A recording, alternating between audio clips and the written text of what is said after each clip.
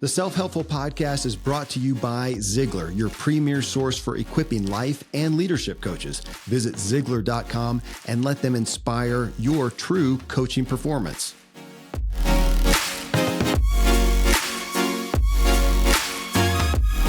Welcome, everyone, and thanks for joining me as I talk with today's most important influencers, guides, and change makers to uncover what truly drives them and extract the big takeaway from their personal journey and their greatest wisdom. I'm your host, Kevin Miller, and this is Self-Helpful. In this episode, we begin a series on emotional power. Every day, life happens around us and we judge it all by how we feel about it. And we naturally trust and believe our experience. My guest today, however, says it's our emotions that are the final judge of all our experiences. Not fact, not our logic, but our emotions. And to take it further, she cites the very meaning in your life is determined by the emotions you have about it. And what you're about to learn is you have perceptions and resulting patterns programmed into your mind that are influencing how you perceive life overall, good and bad. And of course, it's the bad patterns that are sabotaging you and me. And that's our focus today, as we can correct those patterns. So my expert guest on the topic is Dr. Julia DiGangi. Dr. DiGangi is a neuropsychologist who completed her residency at Harvard Medical School, Boston University School of Medicine, and the U.S. Department of Veterans Affairs. And she's author of a new book. For those of you watching the video, it's right behind me over my shoulder. The book's called Energy Rising, the Neuroscience of Leading with Emotional Power. Dr. DiGangi has nearly 2 decades of experience studying the connection between our brains and our behavior and has worked with leaders around the world, including the White House press office and the U.S. Special Forces. Dr. DiGangi shows people at work and at home how to harness the power of the brain to lead more satisfying and emotionally intelligent lives. I mean, we live in a world where science and emotions are viewed as radically disparate things, and she's going to dispel some of that for us. Julia, thank you so much for being here. Oh my goodness, Kevin, thanks for having me. That was a wonderful introduction, and I'm excited to be here. Well, I want to start off. I mean, the title or the subtitle, the tagline of the book, the Neuroscience of Leading with Emotional Power. And one of the things that got my interest right off the bat is, we talk about leading and it's always the first thought is leading other people out here. And your focus is ultimately how we lead ourselves. And as you know, we often miss that. And how can we go out there and lead others if we haven't learned to lead ourselves? And that's what I see really as the undergirding preface or pillar foundation of the whole book.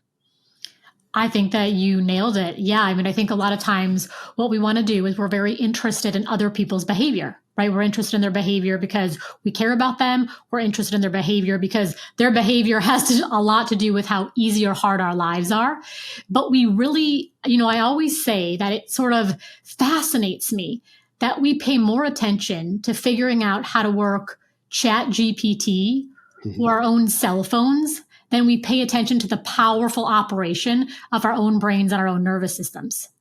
So if you understand how emotions and behavior actually really works, you really start to see that the only way to really lead others in a meaningful, sustainable way is to first lead ourselves. Yeah.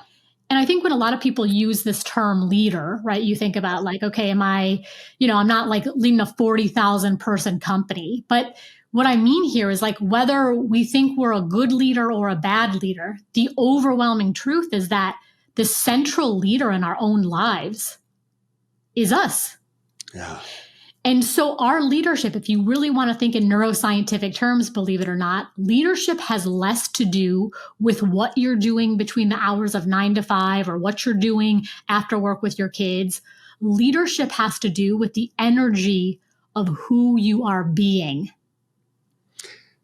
That, Julia, is really my interest. I had on Lynn Twist, just renowned humanitarian Lynn Twist, and she made this quip during the show about how our mood precedes us so much. And I said, mood, that's interesting, because I always think about, like your attitude, but she says, no, I think it's different, your mood. And as I was reading your book, just even the idea of, I so focus on my words, right? I think I'm really focused on what I'm going to say. I'm my podcast host. Come on.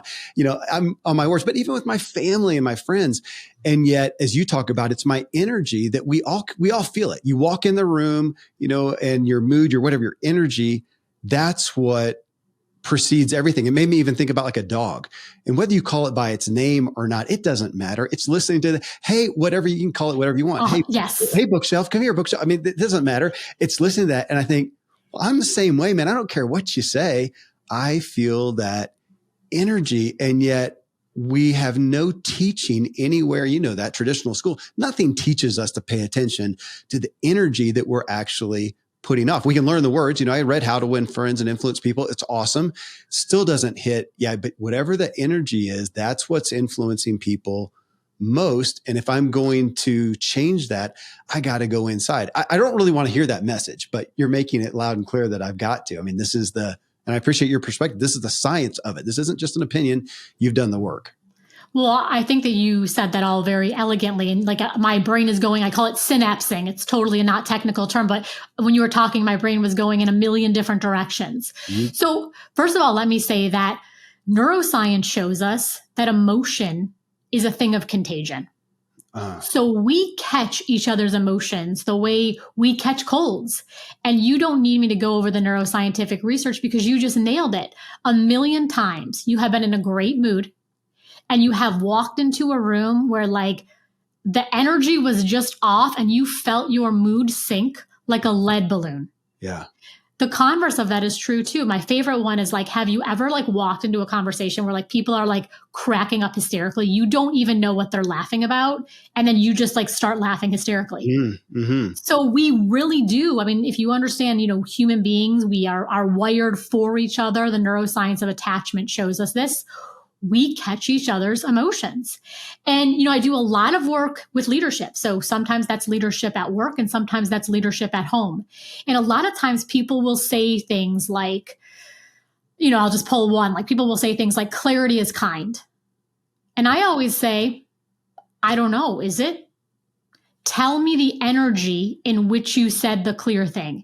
If you said the clear thing and in your heart was really frustration, irritation, you were just kind of like through gritted teeth, it does not matter how flawless your execution is.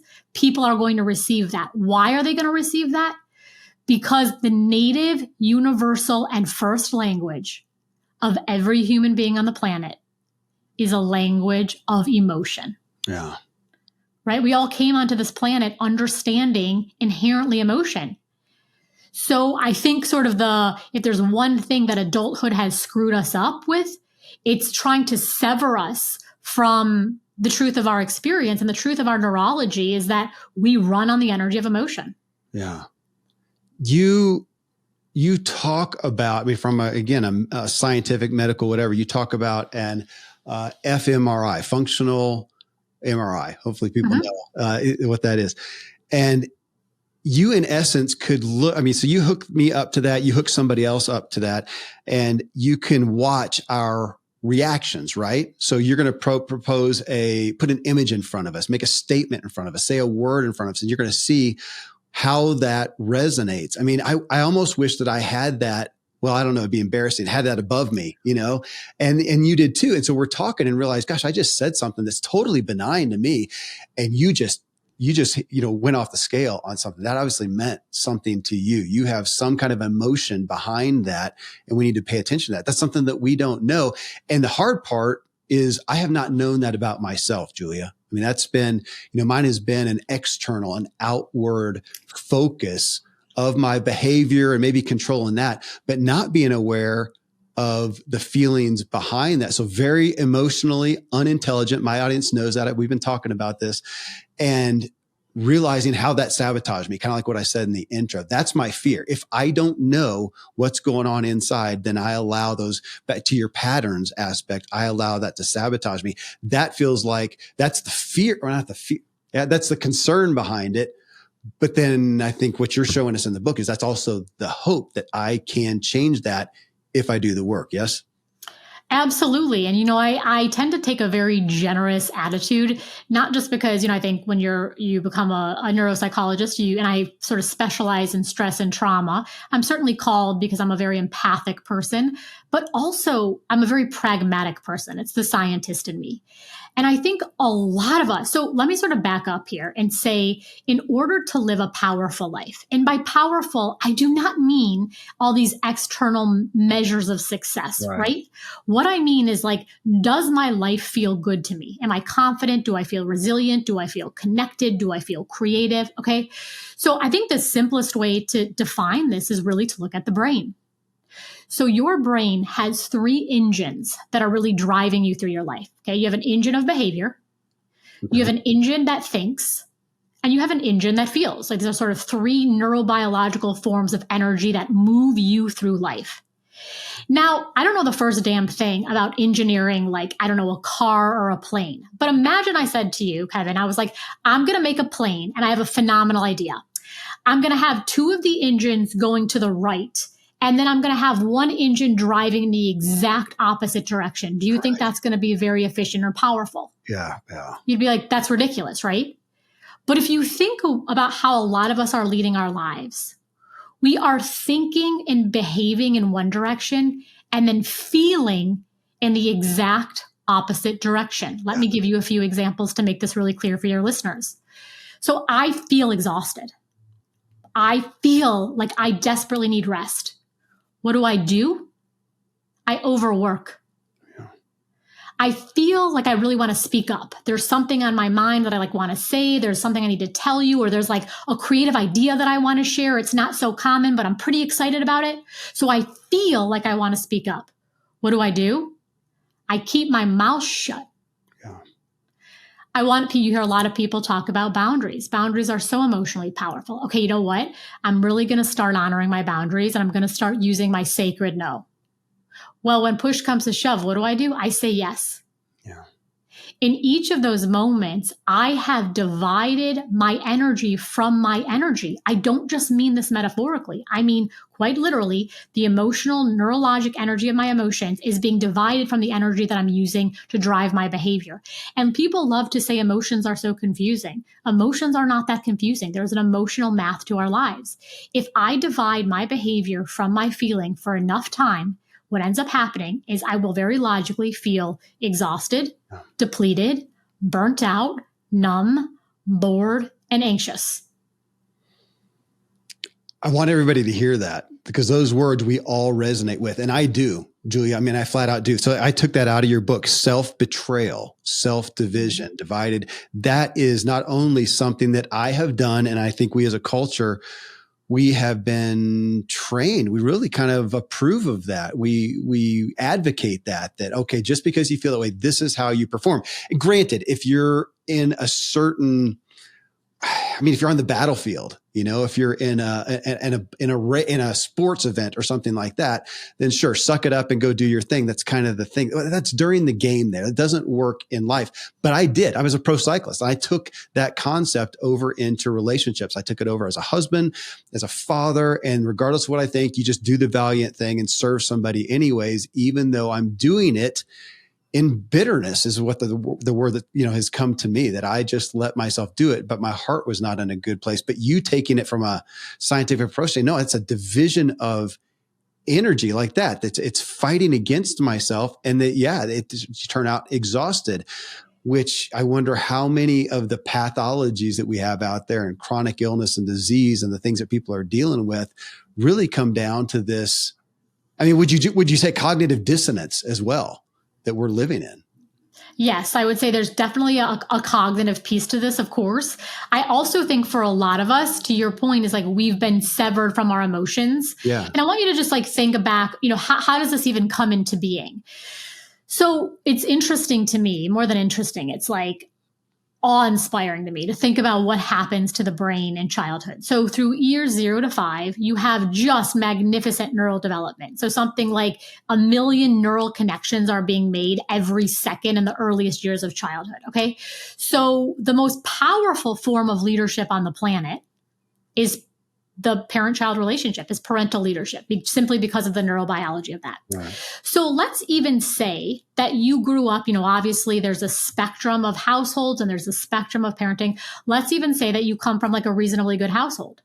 I think a lot of us, and I have little kids, and I certainly do my fair share of this stuff, in part because of how I was parented, and the idea of intergenerational transmission of patterns is a thing. Yeah. So you start to say things like, the kid's like, I don't want to eat the broccoli. Eat the broccoli. Hey, mama, I'm hungry. You're not hungry. Mm-hmm. Hey, get up right now and go and tell him you're sorry. But I'm not sorry. Hey, I said right now, march yourself over there. So in all of these moments, again, very classic, ordinary events, we're and you imagine like how many times is that happening from our parents and our family and our school system, where the child is feeling one experience inside his or her own nervous system, his or her own body. And then these very powerful external influences on their life are saying, don't trust that, do this instead. Well, then what if you think about the number of times that happens, you're talking on the order of hundreds of thousands of kind of these mini things. It creates a culture of people pleasers and codependence. What does this mean? If I could boil all of my work down to one question, it would really be this. How can I get these people around me who matter to me, my partners, my kids, the people I work with, the people on social media? How can I get these people around me to behave differently so that I don't have to feel feelings I don't like inside of my own body? Right? Because if you really understand what the brain is doing, we say problem, but if you really think about it, what you're really saying more literally is you're saying pain. Mm-hmm. And by pain, I mean any emotional feeling that you don't like: irritation, sadness, rage, disappointment, inadequacy. So if let's say, Kevin, you're like, Julia, this is the dumbest interview I've ever done. I'm ending this. You're an embarrassment. We're ending this right now. If I legitimately, it's almost inconceivable, but legitimately did not feel bad about that, I wasn't embarrassed, I wasn't humiliated, that didn't make me sad, I would have no problem. Right. In other words, every single problem in my life means there's a bad feeling in my nervous system. So what happens is we overfocus on the situation. Hey, Jim, I'm going to need you to stop talking to me that way. Hey, my partner doesn't love me because he doesn't want to watch 3 episodes of Netflix with me. My kids don't really respect me because really, I think the real problem might be there's a more expansive and then therefore empowering conversation, which is like, hold on one second. Can we talk about the feelings inside your own body? Because that has a big transformative healing role to play in this too. That is daunting. Because as I read that message, Julia, in your book, I'm thinking there are certain things that you could say to me, negative things, like you're just talking about. That's the worst interview, whatever. You could say that, Kevin, you're absolutely the worst you're the worst interview I've ever had. It's the worst show. And honestly, if you said that, now I'd be disappointed because I do want to people please. Naturally, I want you to think this is great and whatnot. I have enough testimony behind me, though. It wouldn't really faze me. I would think, maybe you're having a bad day. You're very generous. Yeah. That's some bad manners. Well, but it wouldn't really faze me. Same thing, honestly, if somebody said, gosh, Kevin, you're just, you're a terrible shape. You're just totally unfit. Whatever. I know better. I got proof. You're a bad father. I got testimony from my kids. Okay, so it's not going to faze me. It's the areas where I'm insecure, though. Correct. Where you would, Kevin, you are just, you're not a good businessman. Man, I've got some history there. You're bad with finances. I've got some insecurities, there. You with relationships, you're not very vulnerable, Kevin. Oh, now you're starting to get into these things and you go into self-worth. And that's where I've gotten more focused, that's the areas where I am. Well, I guess, again, just I'm insecure. And so I'm open to that. So that feeling is, I'm associated with it. I'm not, and we got to have, go with that though, because you're not telling us to not have the negative emotions. You're not saying, hey, be psychopathic. That's the best thing out there. It is to feel it. So you'd be disappointed if I said, oh, this is a terrible interview, but it wouldn't rock your self-worth. But that's a big That's a big issue to get. How do you get there, especially in areas where you do feel insecure? There may be some proof behind you. What do you do? Yeah, so great examples. And I love how you made the distinction, because you're saying I have enough of an emotional relationship with my athleticism or my, my parenting, where those you would kind of see it more, your perception of it would be more on me than it would be on yourself. So you kind of made this really important point, which is we all have different relationships with our own lives.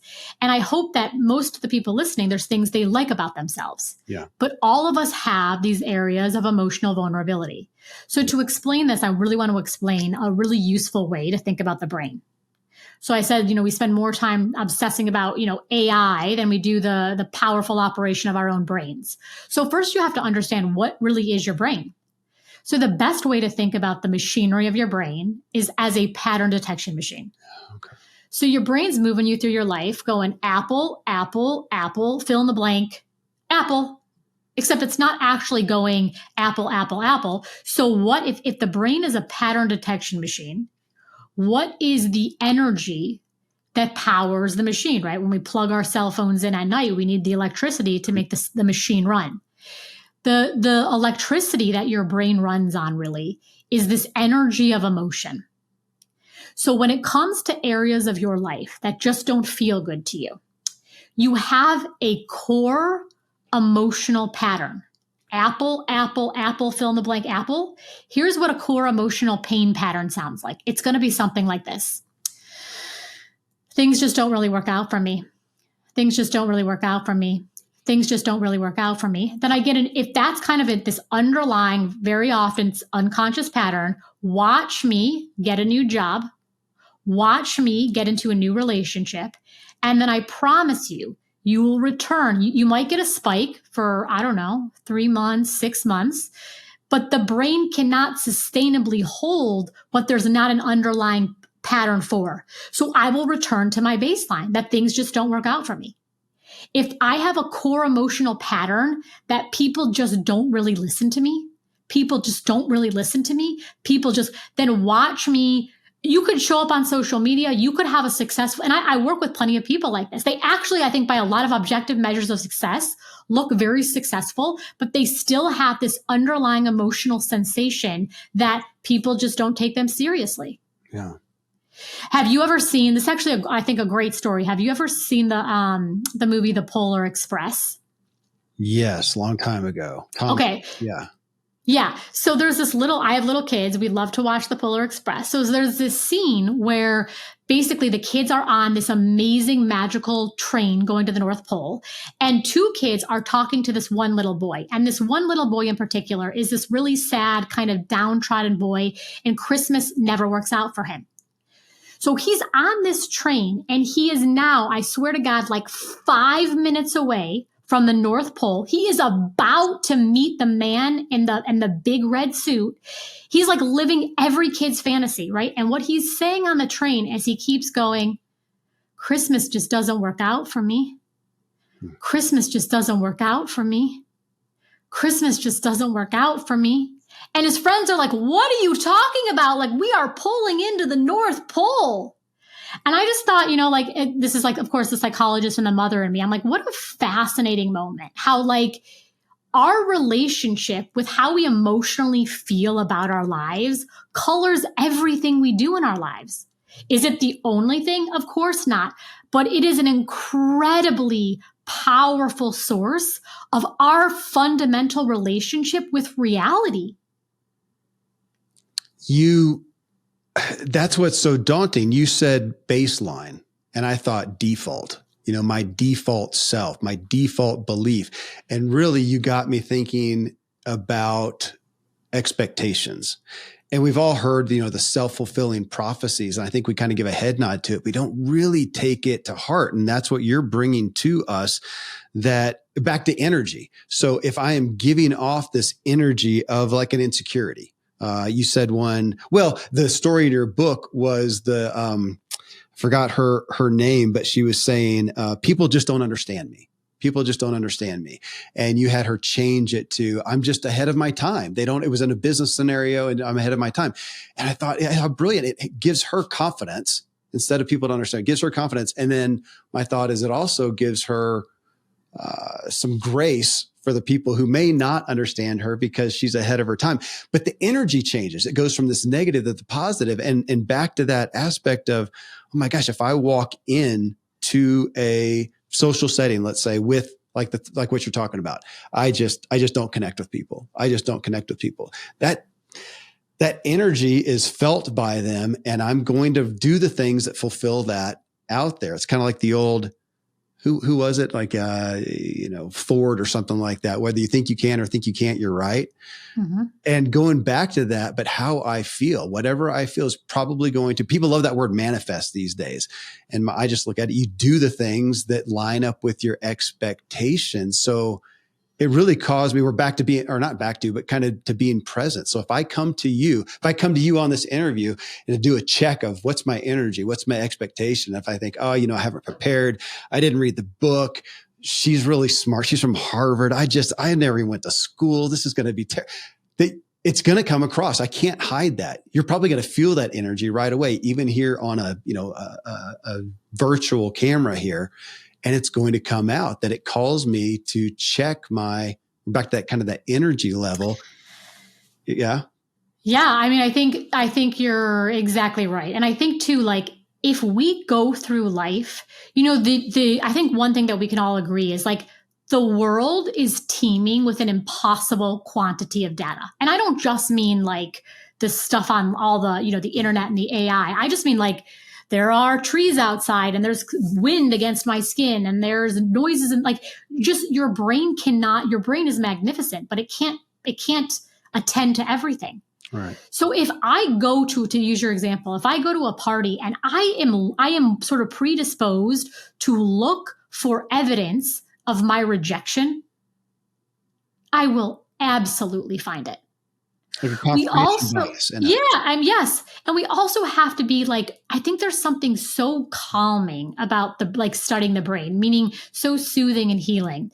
If I really start to see like, okay, everyone's brain is kind of processing in similar ways. That's not to say we all have the same brain, but there's only so much things they can attend to. They have their own insecurities. If the threshold for my feeling like I belong at this party, to keep going back to your example, is like, people have to bend over backwards to include me, that's just not reasonable. And it's not reasonable not because maybe they wouldn't want to do it or they don't like it. It's just like, that's not actually how life unfolds. Yeah. So I think we have to be more powerful to say, wait a second. And I'll tell you a study that, so we, going back to this fMRI and EEG research, is a very common, well-validated paradigm is we put people into these scanners or we hook them up to EEGs and we show them 4 faces. So we show them happy faces, we show them sad faces, we show them angry faces, or we show them neutral faces. Some of the most interesting research actually comes from neutral faces. So when you take we call them healthy controls. So people that don't have a psychiatric diagnosis like anxiety or social anxiety or depression. So you take healthy controls and you show them the neutral faces. They are more likely to say the faces are neutral. When you take people who already have anxiety, meaning they're kind of already in a different emotional state, and you show them the exact same face, they are more likely to report those faces as threatening. Who's right? It really depends on your emotional state. Yeah. So what I'm saying here is that this idea, like even objective reality, is there a collective consciousness? Sure. Can we all agree that the appointment is at 2 p.m. on a Wednesday? Sure. And obviously we've seen how the collective consciousness evolves over time, but all of this is still being mediated through our own nervous systems. The quality of your brain determines the quality of your life. And so we have to understand how, I will tell you, one of the biggest things I see people trip over is uncertainty. Mm-hmm. Uncertainty about how our partners feel about us, uncertainty about like our careers, uncertainty about what's going to happen to our, and I want to say, can I say one other thing here? Please. So, my fundamental area of expertise is trauma. So I've worked with very, very profound trauma. Some of the most horrific things that you could imagine. And so I've certainly worked with my fair share of difficult painful human emotions: rage, terror, despondency, betrayal. But I will tell you that one of the most difficult human emotions is one that we actually don't think that much about because it doesn't seem like it's that big of a deal. And that emotion is the emotion of confusion. Now, I don't care if you call it confusion, uncertainty, ambiguity. It's if you go back to this idea that what's the fundamental function of the brain? Patterns. Well, if I go apple, apple, apple, fill in the blank, and now the brain's like, is it a watermelon? Is it a nectarine? Is it a banana? So do you see how in a way the brain can process anger? The brain can process rage. The brain can process rejection. The one thing that's like kind of against the actual machinery of the brain is uncertainty.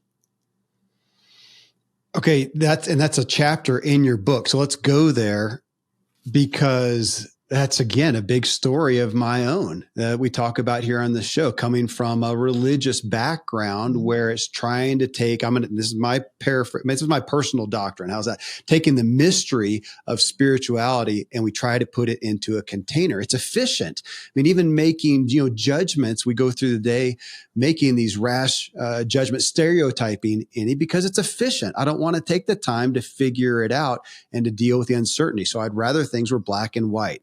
Right and wrong. I wish I would say, health and wellness. Okay, if you want to be healthy, eat this. End of story. That would be so much easier instead of having to go, well, it depends on you and your tolerances and your genetics and your, whatever. Now, we might all say that, McDonald's is probably not going to help anybody a whole lot. Of course, my doctor buddy would say, unless you're starving to death and then it's going to save your life. Okay, granted. But in general, we want to know those things. We want to know those parameters. So yeah, confusion is, to me, it's inefficient. And that's what I have to deal with now in my life. I can't take my spirituality. My black and white is gone. So we're talking about the mystery and the gray, which I'm finding more peace in, but it's not the easiest thing to explain. And you've got to kind of look at the moment by moment and figure out what to do. Kind of like why are you feeling more peace? Say more about that. Oh, that's a good question. My first thought is I have to. If I believe that it's not a black and white, that there is some uncertainty within that, I've got to. And I think as I go along, it's finding more peace in the uncertainty overall and looking at most of the things that I believe in have a level of uncertainty in them. The black and white is just not there. Well, you said objective reality, even there. Man, we want that objective reality to be a fact. And yet what you're showcasing in here is objective reality happens in front of you and me. And we both are going to, boom, attach a meaning to it based on our, back to you with your patterns. Man, that's maybe the biggest uncertainty of all. I mean, to me, Julia, is to look at that. Which one? That objective reality is kind of benign. I mean, it just doesn't mean much. We're going to attach a meaning to it. You're going to attach yours. I'm going to attach yours. And then we got to figure out how to cohabitate with each other with differing perspectives. I mean, that how many relational issues are right there. Something happened. It's seemingly benign. One of the most profound examples of this in my own career, and I've done a lot of research into trauma, is you could have two people undergo the same traumatic event. Now, in order for it to be a traumatic event, there's actually a very scientific definition for trauma. It has to be horrific. So everyone, the experience of trauma, as the name would suggest, is traumatizing. But what's been really fascinating to trauma researchers like myself is you can have people that have wildly different interpretations than after the trauma. So no one is ever saying the trauma wasn't bad. Trauma is, like I said, horrific. But at the extreme, you can have one person who will develop post-traumatic stress disorder, PTSD, which most people have heard about. And at the other extreme, you have people who go on to experience what we call PTG, post-traumatic growth. How could it be that the event was depraved and then you can have two very different responses to it, right? So I think, and then the other thing is like I do a lot of work in relation. So my expertise is really the brain relationship and emotion. So I do a lot of work with teams and I do a lot of work at home. What's been very interesting, and I have my own marriage, so this hits close to home, is how often it is very uncommon that someone will walk into my office and I'll just make this. I've seen every iteration of this, so don't get stuck on the genders. But like, let's say I never hear someone go, yeah, I think that he hates me. And he's like, yep, I definitely hate her. Okay, we're done. What happens is she'll say, for example, I just feel like he doesn't love me. And he'll say, I don't know why she keeps saying that. Like, I love her so much. Now I'm so frustrated. I feel so bereft. I feel like, why are we still having this conversation? But like, no, the problem here is not that I don't love her. And the guy says the same thing. So how could it be that we're saying I don't experience an emotional energy that you are telling me you're trying to deliver to me? And I think the answer to this, Kevin, is that I think this is a really useful way to think about emotions. Emotions, you can think of them as a currency. Okay. So we have all kinds of currencies. We have time, we have money. So if I come to you and I'm like, hey, Kevin, I need $10. And you're like, Julia, I would love to help you out, but I just do not have $10 to give you. I would be like, okay, that's disappointing, whatever, but I would get over it really quickly. A lot of times we are trying to give to people emotional experiences that we do not possess. In other words, very often I will have parents come to me and say, my child is anxious. And I say, that's amazing. Like, that's amazingly insightful. We're definitely going to work on that. Let me ask you a few questions. How are you doing? And they're like, I'm stressed out of my mind. I feel like my life is so frenetic. I'm worried about my kid. So when we know that emotion is a thing of contagion, we know that the neuroscience of attachment is real. How can I create a calming, peaceful, soothing experience for my child with an energy that I do not possess in my own nervous system? Right. That reeks to, no, I got a question for you then on that. Emotional experiences that we don't possess, that pulls into empathy. Yeah, I'm supposed to empathize. So you share something with me, you share, oh my gosh, I had this really traumatic childbirth experience. I don't know how to empathize with you on that specific thing. Or yeah, I haven't had a big trauma like you talked about, that it's hard to empathize with that. And yet we look at empathy and we try to make that an across the board thing. You're an empath or you're not. And that's almost a sidestep, but I'm curious on your, in your role, how you look at empathy. Are there empaths or not? Or do we empathize with the things that we can relate to? But even if you're a so-called empath, if it's something that you haven't, how can you? So that's an awesome question. So I think empathy is a huge construct. I do not think it's binary. Do I think that some people are born better they're more athletic. Some people are better, maybe like they grow up to be better at chess. And some people might. So are there all these genetic and environmental factors that can shape us? Sure. So do some people have a higher sensitivity to emotion? Sure. But I'll give you a perfect example from my own life. I am a civilian and have treated a lot of combat trauma. Mm-hmm. So I don't think for 1 second these male combat veterans think that I understand the experience of combat. I think though empathy can come through a lot of channels. And I think the two main ones are, I think they're saying, do I feel like this woman, I can trust this woman. I can trust this doctor who does this, has given her life to the treatment of trauma. Yes. Do I also feel like what she is saying is, and maybe they're not saying it in this way, but evidence-based. Like, in other words, she really knows what she's talking about. She's not just like, okay, hocus pocus, turn 3 times to the left and then rub a feather on your ear. No. So it's like, I think the empathy is coming through, it can come through various channels. And again, I think the whole point of empathy is like, do I feel like you're listening to my emotional energy? Right? So if a woman comes to you and says, I had a really traumatic birth experience, I don't think for 1 second they want to know what it's like for you to have a baby come out of your vagina. I think what they're saying is they're asking for something from you, which is something like, are you listening to me? Are you supporting me? Are you soft to me? But I don't think in order to be empathic with someone, we have to have lived the precise experience. Okay. And I don't want to deviate. I want to come back to trauma, but I continue to be curious about this aspect of empathy because I tune into people's energy very much so. Doesn't mean that I'm always compassionate though. I may tune into the energy over there and I don't care or I don't want to. and I'm going to go the other way. Whereas somebody who may or may not, I don't think that they tune into energy that well, but they do care. They do have a compassionate heart or whatever. And I feel like we get lost with what's really empathic. Because I've seen some people who are really compassionate. I think, man, they are not empathic as far as they're not able to tune in to energy. And I am. And like kind of in the sense of like they're reading the room wrong. Like they're like, they're not socially aware. They're not reading the room wrong. Yeah. They care, but they're not. It's almost like we need to team up and go, hey, I'll tell you what the energy is. I don't want to deal with it. You go deal with it, but I'll tell you what the energy is. And it's not always one compact union of those. Fair? Yes, I'm following you. Yeah. So how do you explain that?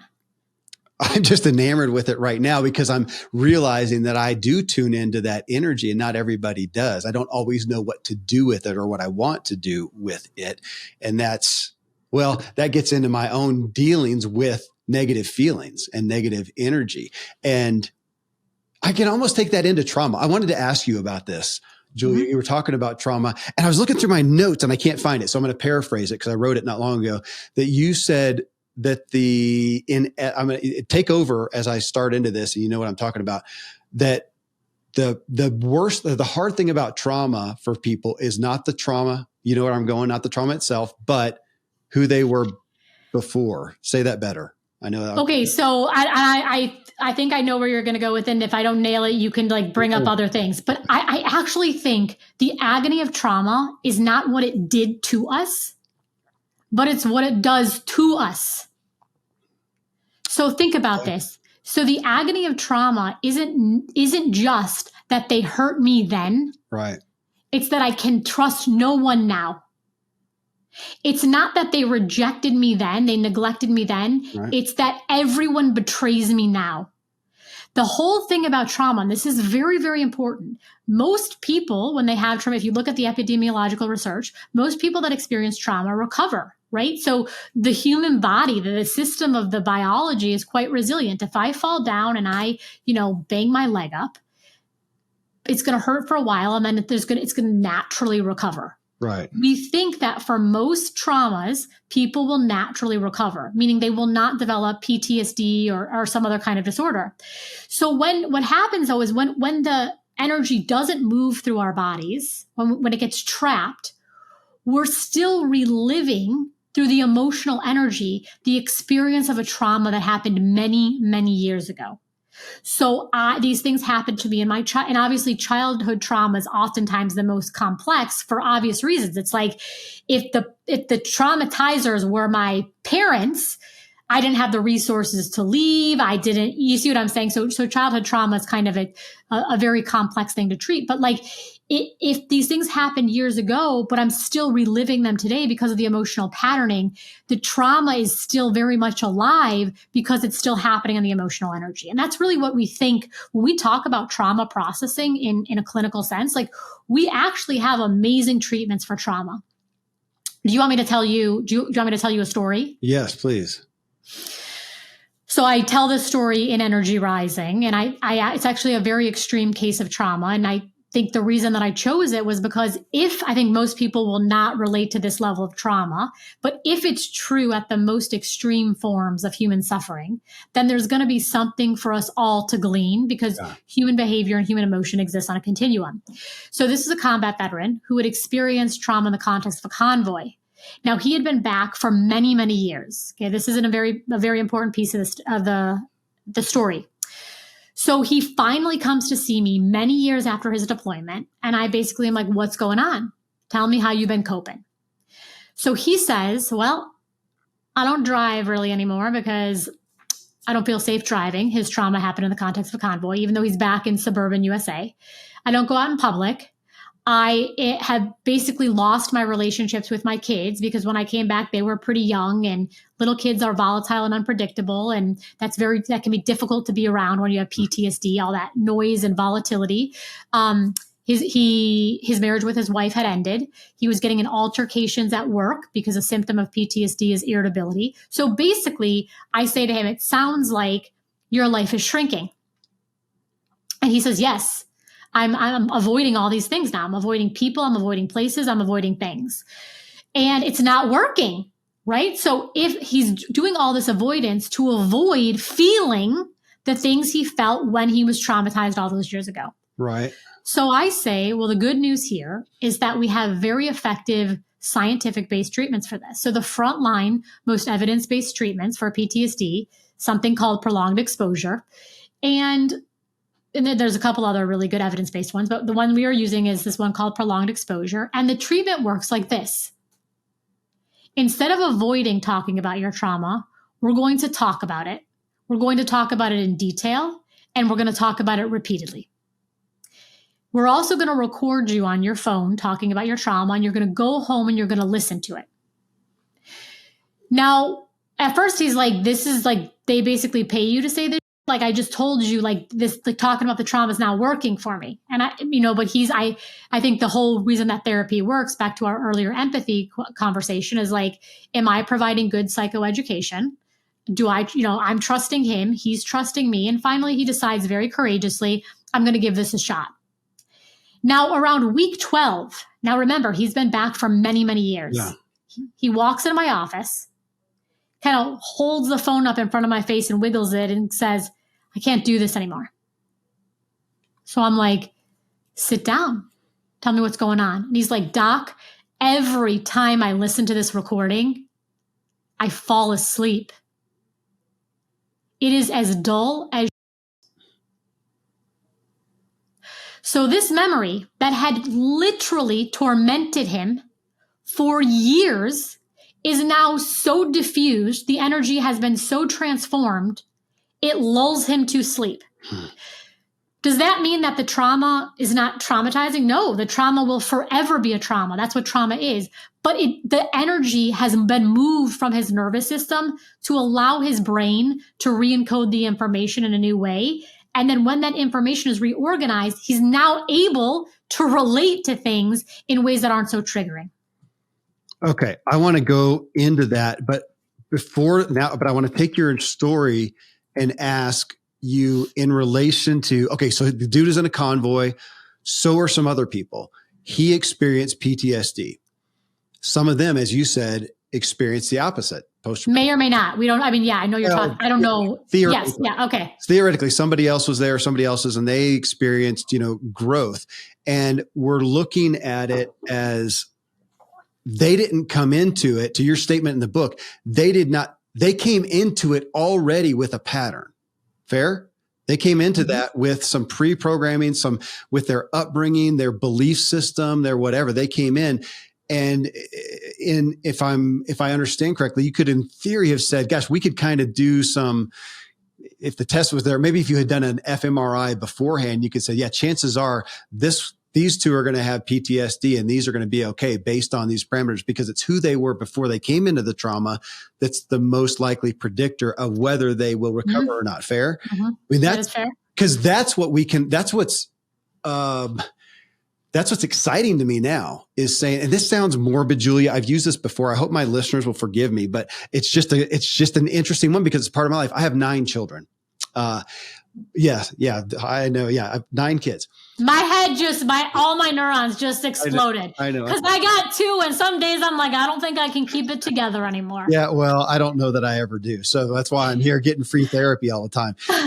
But so I have those, and I think about this, again, it sounds morbid, but the chances of me losing a child are just statistically higher. Now, I'm not pessimistic. I'm not expecting that, but I'm looking at it and it's heavy on me to go, how am I going to withstand that? If I were to lose a child or a grandchild or whatnot, am I going to have PTSD or am I going to come through it? Well, now is my opportunity to be preparing myself so that if that happens, I am resilient. I can recover, but I'm going to have to look at what are my patterns. I mean, where would I start? What are my patterns? I want to, use your book to say, okay, how can I make sure that I have resilient patterns around, I don't even know where to go, loss around, am I attached to them?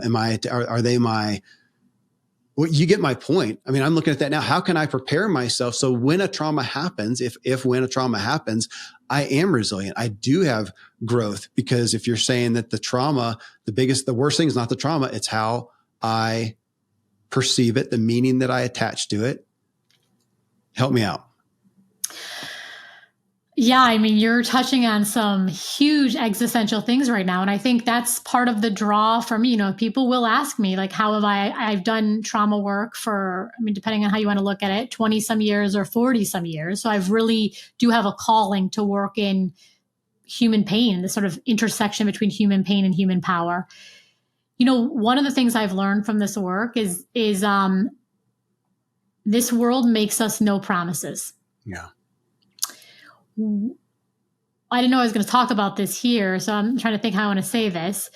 This is a really so I learned a long time ago to stop asking the question why.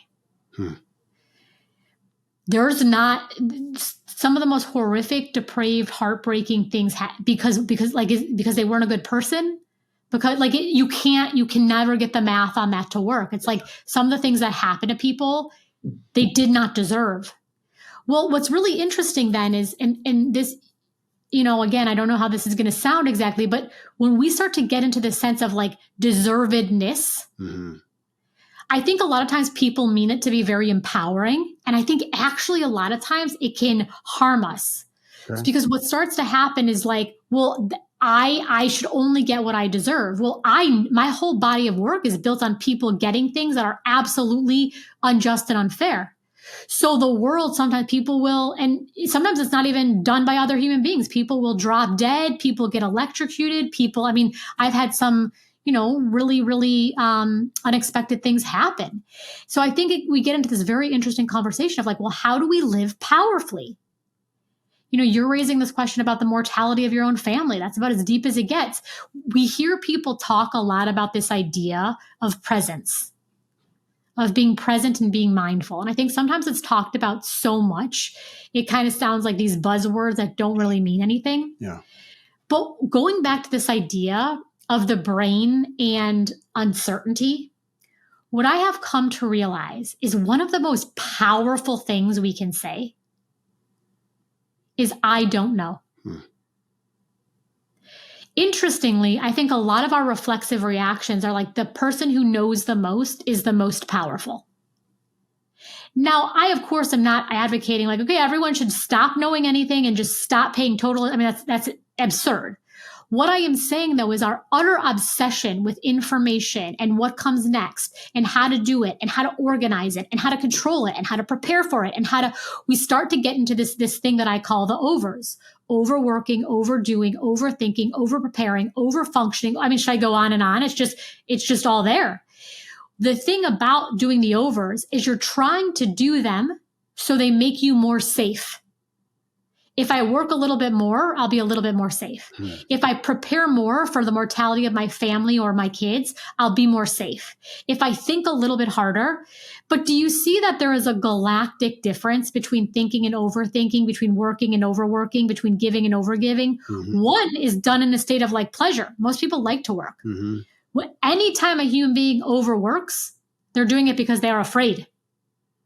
So now think about this paradox. My brain doesn't like uncertainty. So my brain says to me, hey, Julia, do you know what the opposite of uncertainty is? The opposite of uncertainty is certainty. Seems logical, linguistically seems like the opposite.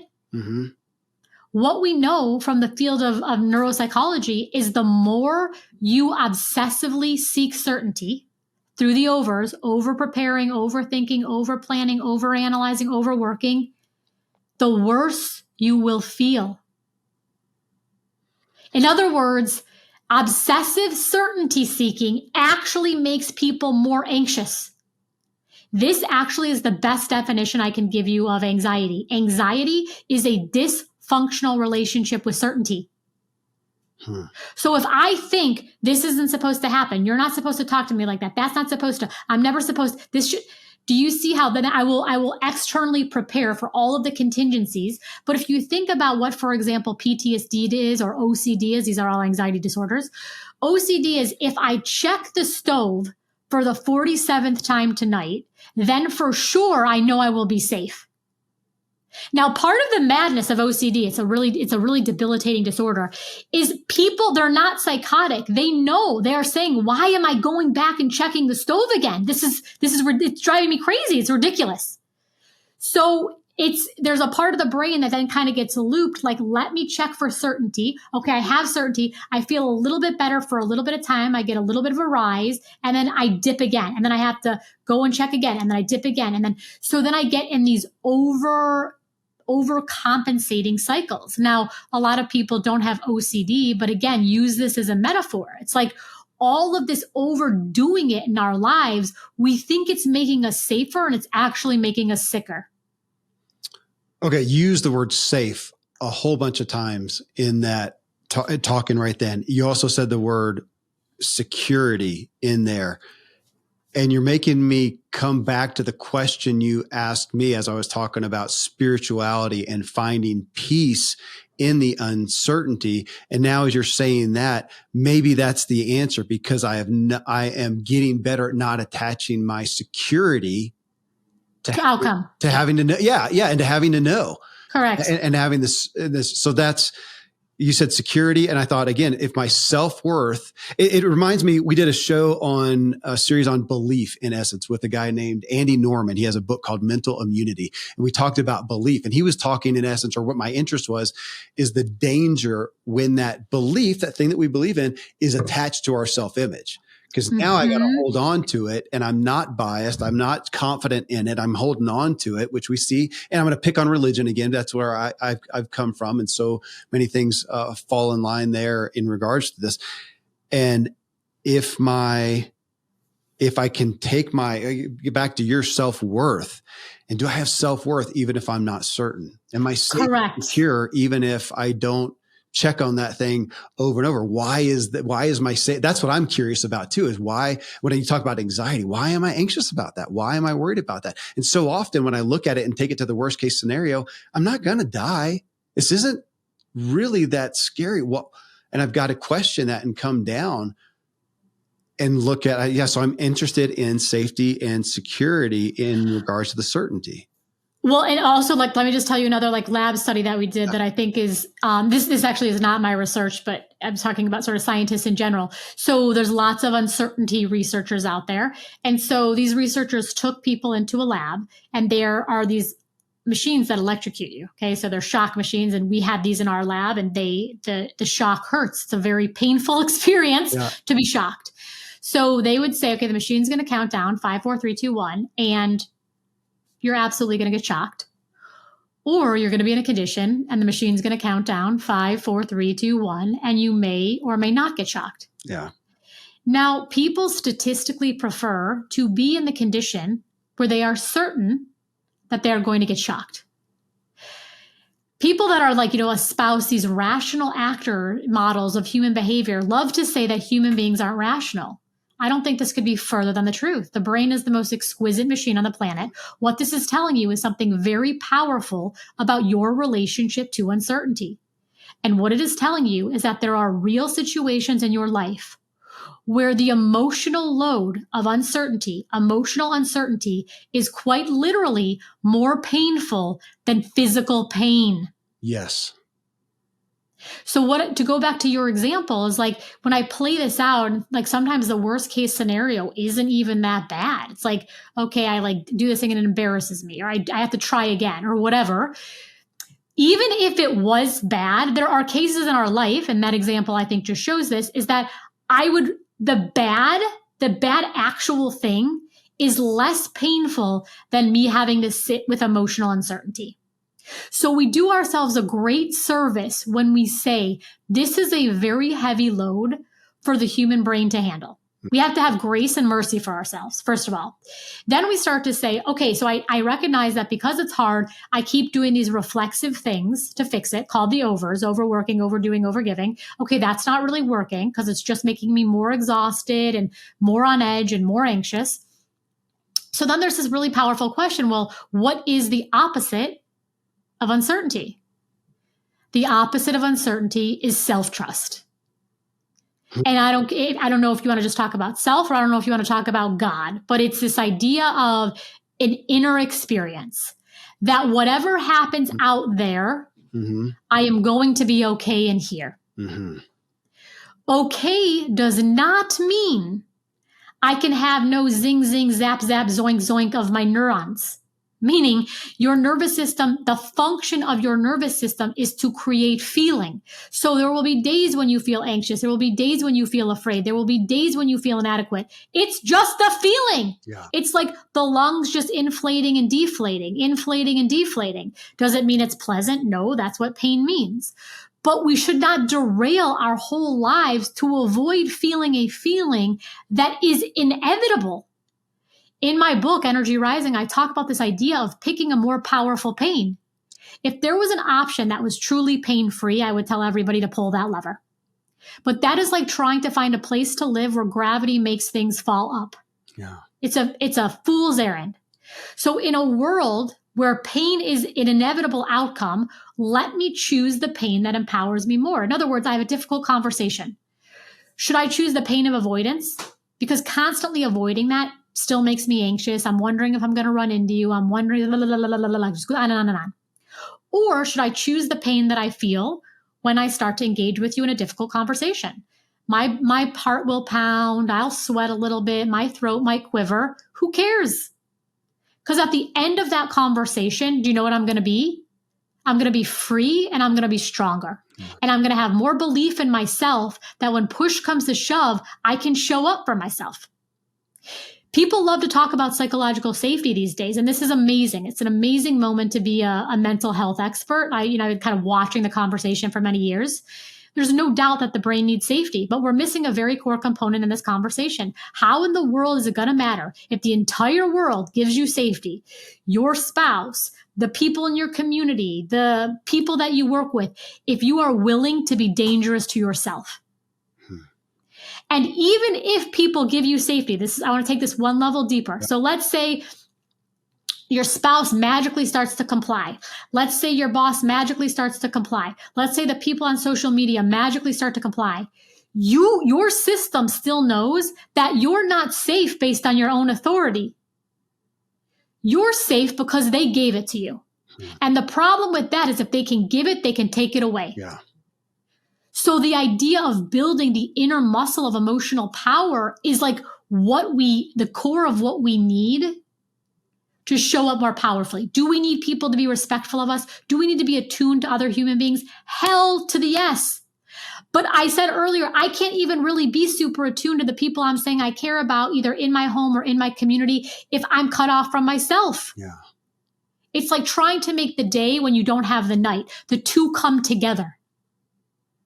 I'm back thinking about, I'm enamored. Yeah, I want this to happen. I want to do an fMRI where you hook me up and go through some list. Okay. Some list that you've got of things, of, again, statements, images, whatever, and see my reaction, and then see one to something that's, it should be a benign reaction. I should be okay with it, and see that I go off.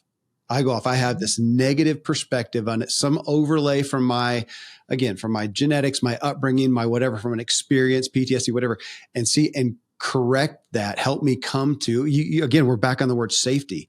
How can I feel safe with that? I want to go through all the things of why are these instances, objective realities like we talked about, or, relational things, and why do I feel unsafe? What is it about me? I mean, I've literally done that, Julia, in therapy, and going, gosh, yeah, I'm so conflict averse and, scared of this relational thing. Why?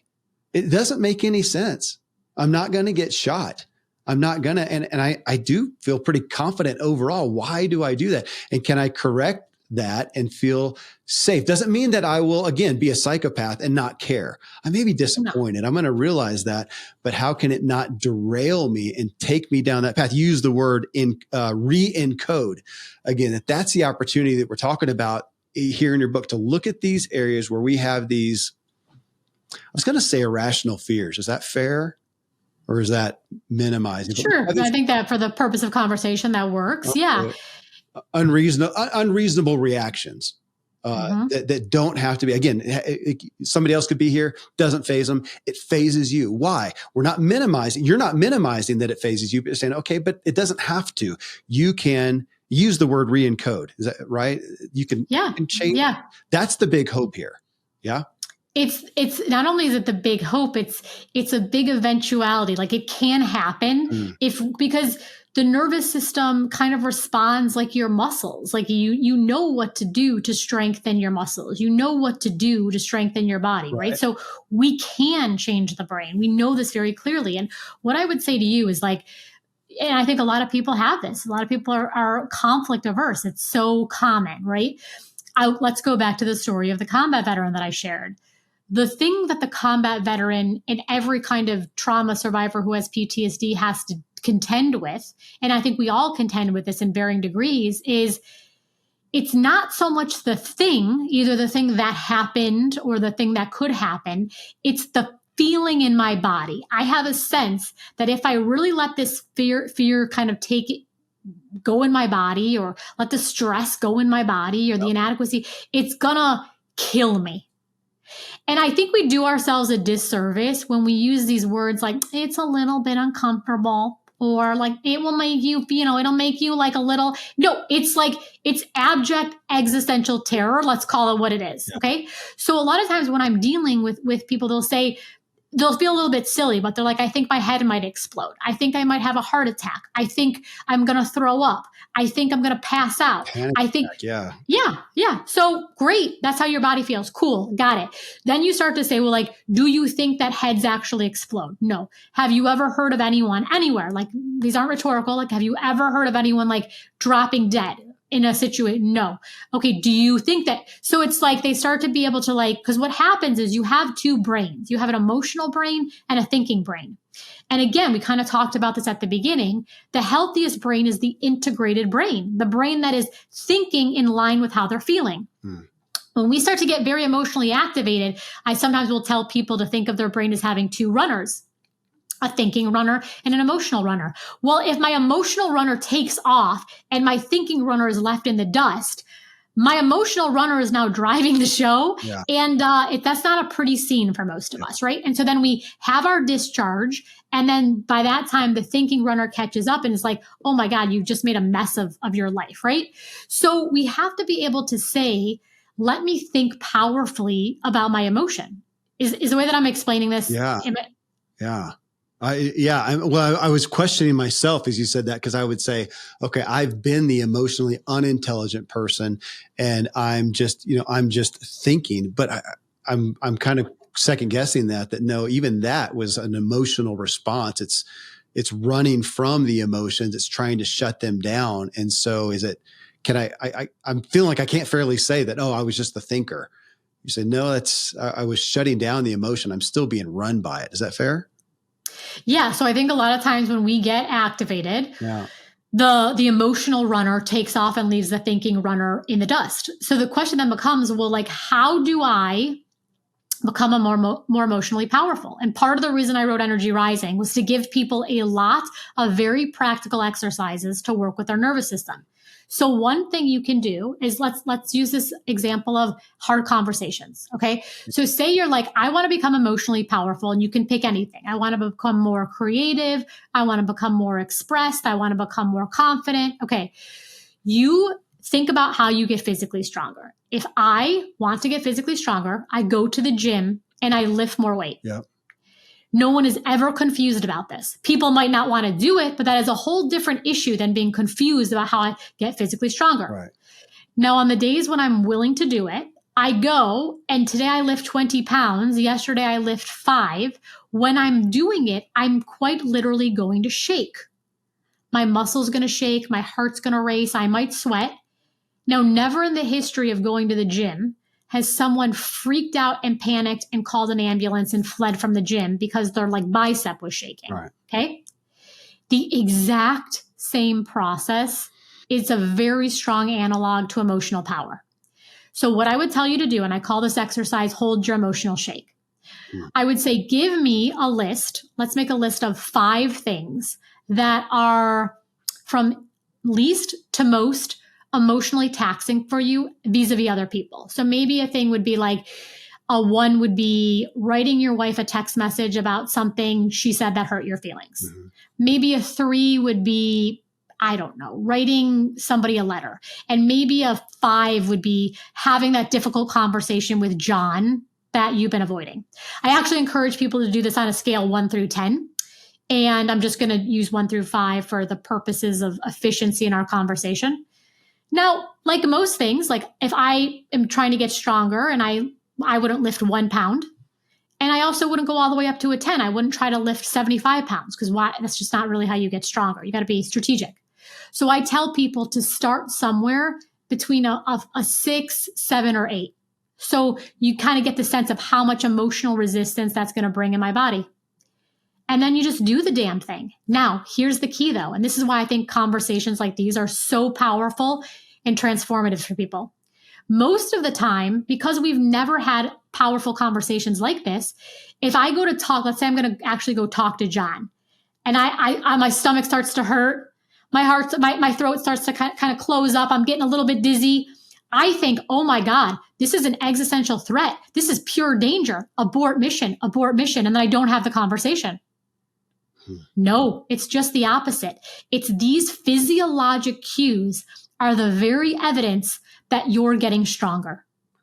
Now, some people will say to me, well, what if I have to run from a bear? Like, should I how many times this always tickles me. How many times in your life have you had to run from a bear? Right. Okay. The problems in your life almost never are one and done. The problems in our life, if we're very powerful about it, are always chronic.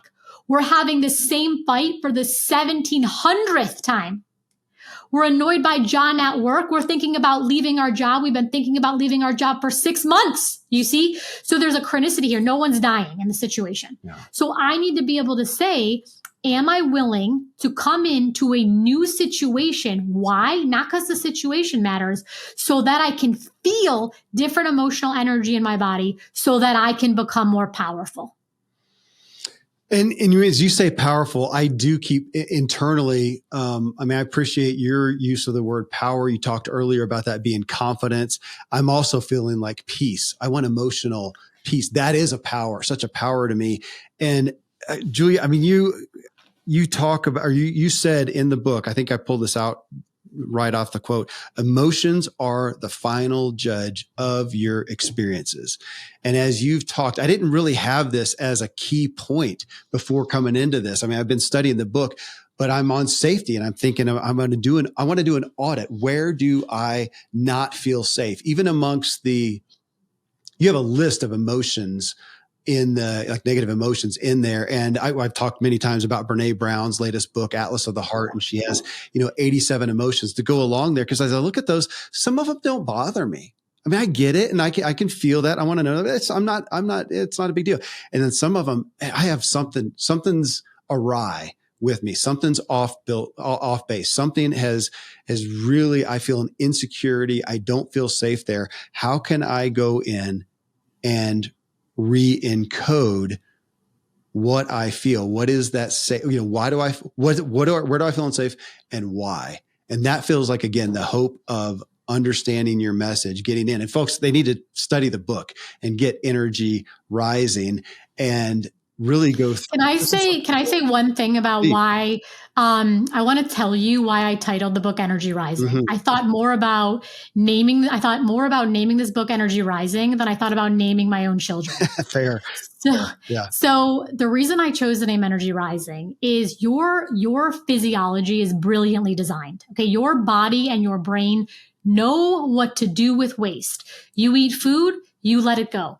Yeah. You take in oxygen, you put out carbon dioxide. Every 27 days, your skin cells go. There's a foreign invader in your immune system knows how to eject it. There seems to be something singularly different about how we process emotional junk. So basically, we have a situation arise in our life and we have a bad feeling about it. We have to have a difficult conversation. We have to do something that makes us a little bit anxious. And what do? We shove it down. What do? We avoid it. We deny it. We suppress it. So we just keep shoving down and shoving down and shoving down. You do that for enough time, 5 years, 10 years, 70 years. The result of that is you are emotionally constipated. Mm-hmm. Your emotional pipes are totally plugged. And then what happens? Somebody cuts you off at the stop sign. You can't respond with intelligence and power. You are pissed off from now until next Tuesday. In order to become more emotionally powerful, we have to allow our bodies to do what they are designed to do. Your nervous system is packing 150 million years of evolutionary power. It is literally designed to feel hard feelings. Just let the energy move. And when you understand how to work with emotional energy, when you understand how to move emotional energy from your body, you become empowered and you become free. Yeah, you're back on, self-betrayal and self-division. And Julia, again, I have done so much of that, thinking I was being valiant, thinking I was doing the right thing. And that has been such a trajectory. And it led, you said earlier, I used the word burnout. And, I think, for me, it was bitterness, but yeah, I did that. I burned out on things because I was self-betraying. And I'll tell you, I mean, this, this is your profession. It's the longer you go, the harder it is to reprogram. And I'm grateful I get to talk about this stuff with my kids now so that they can start that ahead of time. And even to say, you did not see a good example of this with your father. Hey, Julia, thank you so much. Folks, thank you for joining us on this journey to elevate your experience and improve the way you show up for others. This is Dr. Julia DiGangi. Again, the book, and again, if you're watching the video, it's over my shoulder here. Energy Rising, the Neuroscience of Leading with Emotional Power. It's one to study. This isn't one you're going to listen to and go off and just have it nailed. I'm going to be studying this for a long while. I've got a couple more shows. We're going to keep rounding out this topic, but you can find her at Dr. Julia DiGangi, DIGANGI.com. But again, the book Energy Rising, you can find that anywhere. And is there anywhere else that they can tune in with you, or do I cover the good bases there? If you want to talk about emotions, I am on this planet to talk about it. You can find me at all the socials. So Instagram at Dr. Julia DiGangi, LinkedIn, Facebook, and I'd love to connect. Okay, folks. And thank you for being here. If you appreciate this podcast and want to share it with others, please rate the show on Spotify, leave a review and a rating on Apple, and mention this specific show so that we know what you got out of it. You can subscribe on YouTube. You can see the whole episode here that I've done with Julia on YouTube as well. And find me on social media also at kevinmiller.co. And if you want to learn to master your own drive, check out my book, What Drives You. And until next time, stay driven.